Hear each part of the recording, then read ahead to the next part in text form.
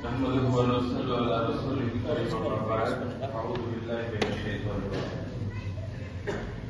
অত্র এলাকার সম্মানিত মুসলিয়া ওসমানীনগর এলাকার অমর্যাদার সাধারণ আমি আপনাদের সামনে আসছি আপনাদের থানার অফিসার ইনচার্জ আমার নাম রাশিদুল হক আমি ডিসেম্বরের 11 তারিখে আপনাদের এই থানায় যোগদান করি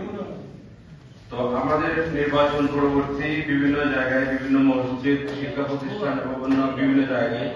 আমরা অপরাধ নিয়ন্ত্রণে বিভিন্ন কথাবার্তা বলে থাকি এলাকার মানুষের নিরাপত্তার কাজে এবং আপনাদের সুবিধা অসুবিধা জানার জন্য পরিচয় হওয়ার জন্য মূলত আসা আজকে শবে মেরাজের দিন বিশেষ গর্বপূর্ণ একটা দিন আমাদের মুসলমান উম্মার জন্য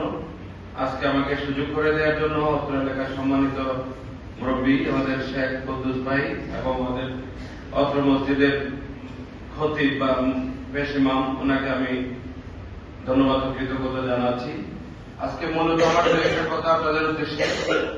আমরা যারা থানা পুলিশ কাজ করি আপনাদের অত্র এলাকার মানুষের জানমালের নিরাপত্তার জন্য কাজ করি রাত্রেবেলা আপনারা যখন নিরবিচ্ছিন্ন বাড়িতে ঘুমান আমরা চেষ্টা করি যে আপনাদের ব্যক্তিগত জীবন এবং আপনাদের সম্পদ যেন আমরা নিরাপত্তা দিতে পারি সেই লক্ষ্যে আমরা বিভিন্ন এলাকায় টহল পুলিশিং এর কার্যক্রম করি এছাড়াও কোন এলাকায় যেন কোন ধরনের অপরাধ না হয় সেই লক্ষ্যে বিভিন্ন জায়গায় আমরা বিট পুলিশিং এর আওতায় সচেতনতামূলক বিভিন্ন ধরনের কথাবার্তা বলে থাকি বিশেষ করে উঠতি বয়সে ছেলে মেয়ে যাদের জীবনে পড়ালেখা করার বয়স বাড়তি বয়সগুলোতে তারা বিভিন্ন ধরনের কুসঙ্গের কারণে মাদক বা বিভিন্ন ধরনের জুয়া বা অপরাধের সাথে তারা নিজেদেরকে বিলিয়ে দেয় সংস্পর্শে চলে যায় এই বিষয়গুলো থেকে ধরে রাখার জন্য সচেতন করার জন্য মূলত এখানে আসা আমাদের এলাকায় বিভিন্ন ধরনের যারা বিপদগামী ভাইয়েরা আছেন তারা তাদের ইনকামের উৎস অনেক সময় না বুঝে বিভিন্ন গরিব দুঃখী মেহনতি ভাইয়েরা রিক্সা চালক সিএনজি বা টমটম চালক অবসরের অংশ হিসেবে তারা বিভিন্ন জায়গায় বসে জুয়া খেলে আর আমাদের ছেলে মেয়েরা দেখা যায় মোবাইল ব্যবহার করার মাধ্যমে তাদের মোবাইলে বিপদগামী কিছু সফটওয়্যারের মাধ্যমে জুয়া বিভিন্ন ধরনের আসক্তি পাবজি গেম অন্যান্য গেমস খেলে এবং স্বাভাবিক দিন থেকে তাদের জীবনযাত্রা ব্যাহত হয় পড়াশোনা এবং ইত্যাদি যেটা স্বাভাবিক নিয়মের যে কাজগুলা এগুলো থেকে তারা দূরে চলে যায় এই এলাকার মানুষ ম্যাক্সিমাম দেখা যায় আপনাদের প্রবাসী মুরব্বীরা বাইরে আছেন মা আছেন বা উপযুক্ত গার্ডিয়ান যারাই বাড়িতে থাকেন তাদেরকে ভুলভাল বুঝিয়ে আমাদের ছেলে মেয়েরা টাকা পয়সা নেই স্কুলে এত টাকা লাগে কলেজে এটা লাগে বিভিন্ন ধরনের খরচ যোগান দিতে হয় বাবারা ওই ছেলেকে মানুষ করার জন্য টাকা দিয়ে দেয় কিন্তু আমার ছেলেরা যে টাকাটা আসলে কোথায় খরচ করছে সন্ধ্যার পরে কোথায় যাচ্ছে কার সাথে মিশছে সেই বিষয়গুলো আমাদেরকে খেয়াল রাখতে হবে একটা ছেলে বা মেয়ে সে বাড়তি বয়সে তাকে আপনি পূর্ণাঙ্গ স্বাধীনতা দিবেন কিন্তু টাকা পয়সা যদি আপনি অর্ডার আছে আপনার কাছে কিন্তু সেই টাকা যদি লাগামহীন ছেড়ে দেন তাহলে একটা ছেলেকে সন্তানকে আপনি ধ্বংসের দিকে ঠেলে দিবেন আমি আপনাদেরকে অনুরোধ করবো তাদের প্রয়োজনটুকু আপনি মেটাবেন যতটুকু দরকার আদৌ তার প্রয়োজনটা আছে কিনা আপনি বাবা হিসেবে বড় ভাই হিসেবে আপনি চাচা হিসেবে অভিভাবক হিসেবে আপনি একটু খেয়াল করেন যে আসলে টাকাটা তার প্রয়োজন আছে কিনা যদি টাকা প্রয়োজন না থাকে তাকে বাড়তি কোনো টাকা দিবেন না কারণ বাড়তি টাকা তার বিপদ ডেকে আনবে সে তো বুঝছে না তার চোখে সবকিছুই রঙে সে দেখতে পাচ্ছে মানে বন্ধুদের আড্ডায় করে যেটাই দেখছে সেটাই তার ভালো লাগে তো বাবা তার ছেলে মানে সব মেটানোর জন্য কখনো না করে না সেটা বাবা আবার অহংকার করে বলে তা আমাদের সেই সকল বাবাদের প্রতি আমার অনুরোধ আপনাদের অনেক টাকা আছে টাকাটা কাজে লাগান আপনার সন্তানের ভবিষ্যতের জন্য আপনার এই টাকার প্রতি আপনার প্রতিবেশীর হক আছে আপনার এলাকার মানুষের হক আছে তাদের হকগুলো মেটান আপনার সন্তানকে দেখভাল করেন কার সাথে মিশছে বিশেষ করে সন্ধ্যার পরে বকাটেদের সাথে আড্ডা দিবে এটা থেকে দূরে রাখবেন একটা পরিবার যখন সুন্দর হবে এই পরিবারের সুন্দরের ধারাবাহিকতা একটা সমাজ সুন্দর হবে একটা সমাজ সুন্দর হবে তখন আমাদের রাষ্ট্রটা অত্যন্ত সুন্দর হয়ে যাবে আমি আপনাদেরকে অনুরোধ করব যে আমরা স্কুল কলেজে যাই বিভিন্ন ধরনের যে শ্রমিক সংগঠনে যাই ব্যবসায়ীদের সাথে মিটিং করি আমাদের একটাই আশা আজকে যেমন মুসল্লি ভাইদেরকে নামাজ এত গুরুত্বপূর্ণ একটা মসজিদ আমাদের এই জুমার নামাজের আগে আমার কথা অবশ্যই গুরুত্বপূর্ণ নয় আমি মনে করি কিন্তু সমাজ সুন্দর করার জন্য আপনাদেরকে আমি যদি 50 জন 100 জন মানুষকে মেসেজটা দিতে পারি যে আমার সন্তানটাকে মানুষ করার জন্য আমি তার লোকস্থান করা দরকার আছে, বিশেষ করে তার কলার বিটা দরকার আছে, ক্লোজ মনিটরিং দরকার আছে। ওই যে টিনেজার যে ছেলে মেয়েগুলো আছে বাচ্চারা, তাদেরকে যদি আপনি না বুঝান, তাদেরকে আপনি লোক খেয়াল না করেন, তার বয়সটা 13 থেকে 19 বছর, আমরা ইংরেজিতে বলি টিনেজার। এই বয়সটা বাড়তে বয়স হলে কাজ। এই বয়সে সমাজ থেকে, পরিবার থেকে, আমাদের যারা আমরা আছি পরিবারের মুরব্বী থেকে অনেক কিছু শেখার আছে তাদের। তো তাদের ক্লোজ কন্টাক্টে যদি আমি না যাই,